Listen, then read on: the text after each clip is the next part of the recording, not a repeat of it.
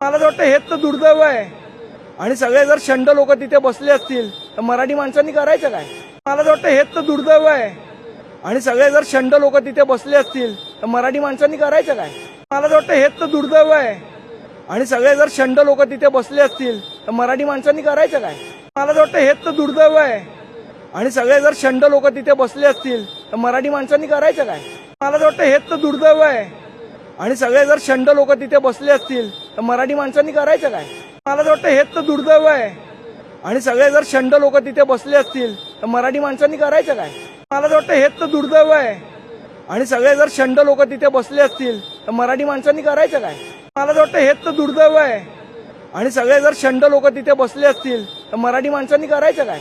मला तर वाटतं हेच तर दुर्दैव आहे आणि सगळे जर शंड लोक तिथे बसले असतील तर मराठी माणसांनी करायचं काय?